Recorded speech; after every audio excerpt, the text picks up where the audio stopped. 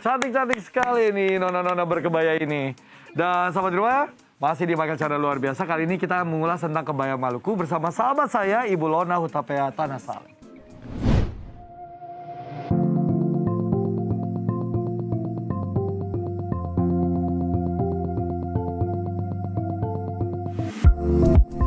Lona Hutapea Tanasale selama ini dikenal sebagai penulis buku yang kerap mengisahkan pengalamannya sebagai istri seorang diplomat.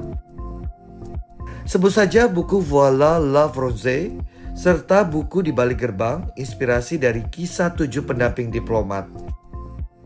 Kerap hidup berpindah dari satu negara ke negara lainnya, Lona pun bertekad untuk memperkenalkan budaya Indonesia. Salah satu cara yang dilakukannya yaitu tampil menggunakan busana nasional di acara-acara resmi kenegaraan seperti mengenakan kebaya Maluku. Sejak kecil, perempuan kelahiran Ambon tahun 1972 ini memang telah terbiasa mengenakan kebaya Maluku. Lona bahkan menguasai setiap detail dan pakem penggunaan kebaya khas tanah kelahirannya tersebut. Lona pun berharap kebaya bisa menjadi identitas budaya tanah air yang dikenal hingga mancanegara.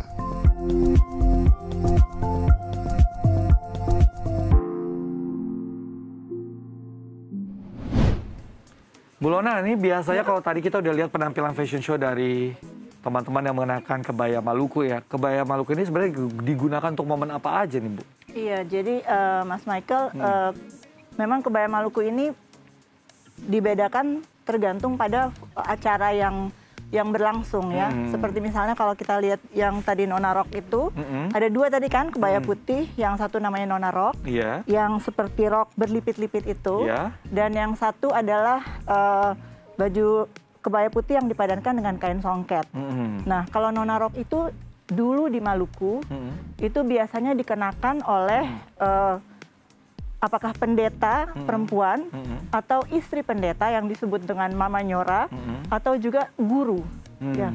Jadi yang posisinya agak dihormati di masyarakat, itu yang disebut mereka memakai Nona Rock. Tokoh agama begitu ya? Betul, atau pendidik gitu ya. Nah, kemudian kalau yang dengan kain songket, itu bisa untuk misalnya acara pesta, perayaan seperti itu. Sebagai tamu undangan dan lain sebagainya ya. Nah, sekarang kita bahas nih, ada banyak banget di rumah saya udah dibawa nih ya sama Ibu Lona. Mungkin dari sana kali ini kayak ini pakaian yang satu pasang begitu ya? Satu pasang. Ini adalah baju pengantin dari Maluku Tengah. Oh, dari Maluku Tengah. Maluku Tengah. Jadi kita mulai dengan laki-laki ini. Bentuk atau modelnya ini pada dasarnya adalah kebaya dansa namanya. Kebaya dansa. Kadang-kadang orang suka salah kaprah dikira kebaya perempuan. Padahal namanya kebaya dansa.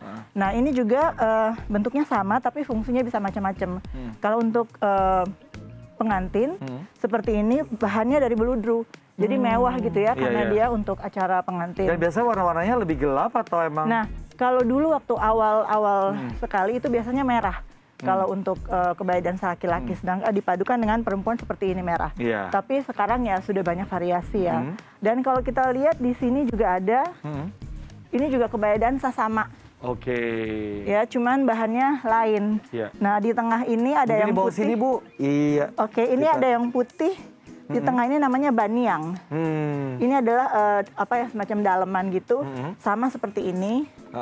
Ini ada baniangnya juga harusnya ya ini. Cuma kan bedanya ini bahannya yang berbeda. Bahannya aja yang berbeda ya. Jadi ini kan divariasi dari kain tenun, ada juga yang polos. Nah, seperti misalnya kalau misalnya ini ya, ini di sini ada baju cele namanya untuk perempuan, baju gereja. Ini disebut kain pikol. Jadi ciri khasnya adalah ini. Selendang ini yang dihiasi dengan mote-mote dengan manik-manik. Ini namanya kain pikol. Nah, ini biasanya pasangannya laki-lakinya juga memakai seperti ini baju kebaya dansa tapi warna hitam. Warna hitam. Untuk pasangan yang ini. Ini mungkin kita boleh kembalikan. Mari saya kembali. Saya bantu.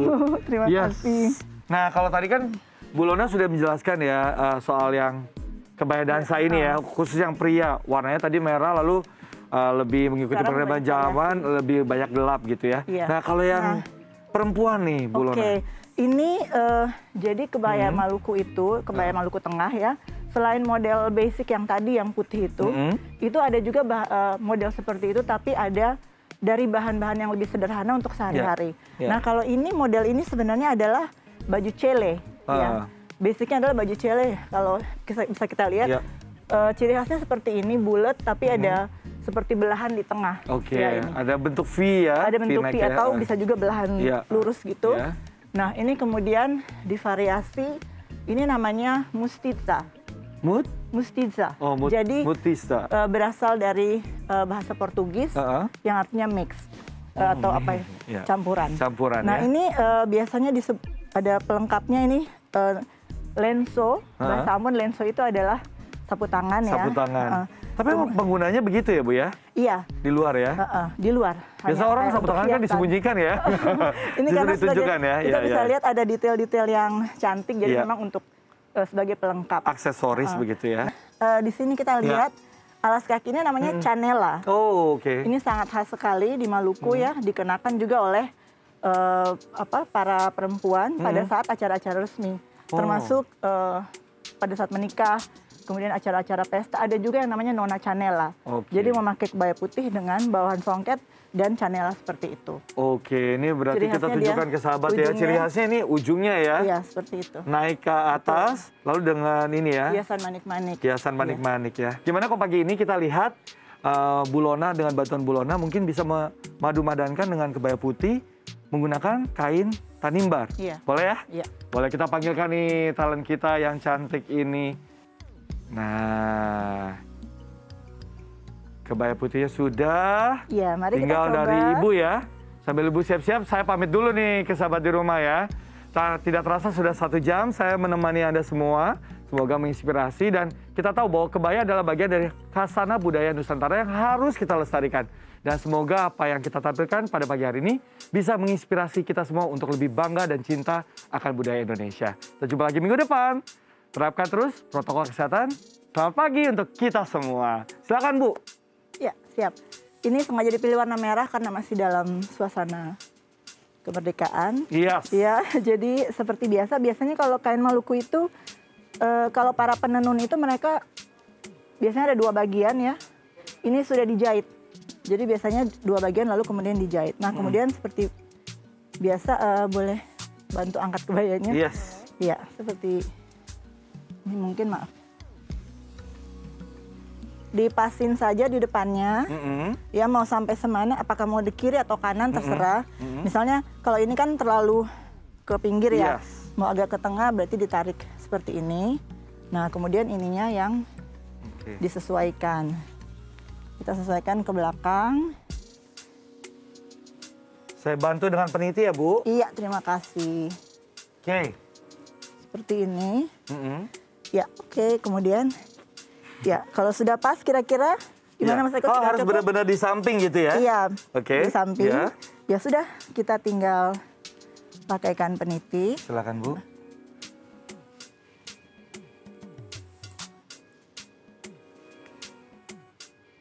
Kurang lebih seperti ini. Nah, ini juga karena sebenarnya kan awalnya jarang ada kombinasi seperti ini. Tapi karena sekarang sudah banyak variasi dan ini juga bisa kita anggap salah satu kebaya nasional. Jadi suka saya pakai seperti ini. Kebaya putihnya digabungkan dengan kain tanimbar seperti ini. Tanimbar ya, tadi ya. Oke. Wow, ini dia nih. Ini harusnya, maaf. Harusnya colenya dikeluarin. Ini dikeluarin. Yes. Ya. Oh ya, tadi saya lupa menyampaikan ini ada dalemannya namanya cole. Cole ya. Ini khusus dibuat ya. Ya berenda-renda bahkan di bagian belakangnya juga Mbak boleh tolong muter. Nah ini juga berenda-renda karena memang kebayanya tuh biasanya dari bahan transparan. Jadi ini terlihat di dalamnya cantik gitu. Jadi karena ini transparan lalu colenya itu harus dikeluarkan. Dipadu-padankan dengan kain tanimbar dari Maluku Tenggara gitu ya. Kalau dengan nona rok di dalam pakai pending atau ikat pinggang itu. Tapi kalau yang ini dikeluarkan. Dikeluarkan ya colenya. Oke, ini dia nih kebaya putih yang dipadu-padankan dengan kain tanimbar dari Maluku Tenggara.